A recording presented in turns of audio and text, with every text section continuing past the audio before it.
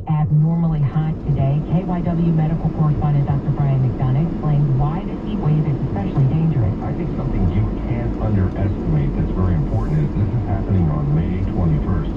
No one's really thinking about excessive heat. They're going to get out there and they might have plans. You might be working outdoors.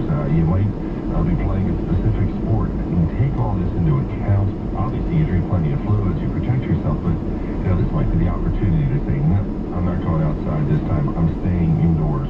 Or it's a lot better, a lot safer. Medical experts are saying you should check in on elderly loved ones or people with chronic conditions like diabetes on hot days like this one. Suburbs in Philadelphia County are all in the CDC's high COVID community transmission category. KYW Suburban Bureau Chief Jim Melbert takes a look at what that means, especially for school districts. A handful of school districts in Montgomery County are voluntarily moving the mandatory masking, including Lower Marion, Norristown, and Cheltenham. Another may be forced into it. The family of 3 students is being calculated. Mask optional was a violation of the Disabilities Act. They're asking a federal judge to require masking. Montgomery County Office of Please follow the road. Dr. Richard Lorraine says the county is following CDC guidance, but he notes it is guidance, and schools can decide what works best for them. It's incumbent upon us to try to do what we can within reason to decrease the spread, but not to get so concerned about the individual spread that we lose sight of the fact that in most cases this is going to be a recoverable illness. Bucks County Medical Director Dr. David Damster put out a letter saying schools should return to normal operation. The letter says COVID will remain a common communicable disease, and while children should be given the option to wear masks, it should not be required. Kids who may have been exposed should not be forced to quarantine. Anyone who is symptom-free for 24 hours without medicine should be free to return to the classroom. At the Suburban Bureau, Jim Melward, KYW News Radio 103.9 FM. Elsewhere, there are emails from Jenny Thomas, Supreme Court Justice Clarence Thomas's wife, that she pressured officials in Arizona to overturn the 2020 presidential election result. Correspondent Jonathan Carl. Newly revealed emails show that as President Trump was calling on the Supreme Court to overturn the election, the wife of Supreme Court Justice Clarence Thomas was actively urging Republicans to overturn Joe Biden's election victory in at least one key state, Arizona. In emails, Jenny Thomas urged the top Republican in the Arizona state legislature to overturn the will of the state's voters, writing, quote, "You have the power to fight back against fraud. Please take action to ensure a clean slate of electors is chosen." Neither Thomas nor her attorney have commented. And former President Trump has paid a fine associated with a judge's order holding him in contempt of court. Each day former President Trump failed to comply with a subpoena from the New York Attorney General's office, he was ordered to pay $10,000. Trump has now paid the fine, a total of $110,000. But there's still something else he must do before a judge will rescind the contempt order.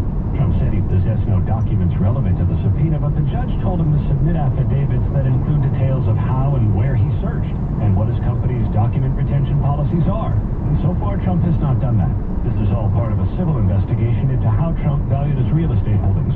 Aaron Katursky, New York. If you are taking Walt Whitman Bridge, a bit of a delay there. We will explain traffic and weather coming up. Pretty balmy out there. If the temperatures are going to stick around, you'll find that out when you tune in. It's 10:39. KYW News Radio 103.9 FM. A steady voice in a changing world. In this corner with more five-star reviews than any other workers' compensation law firm in PA. Over 300,000 cases won and has been attorney and managing partner of the former workers' comp judge, Fresno, and Wooded Joe, a.k.a. JJ. And in this corner, your workers' comp insurance company.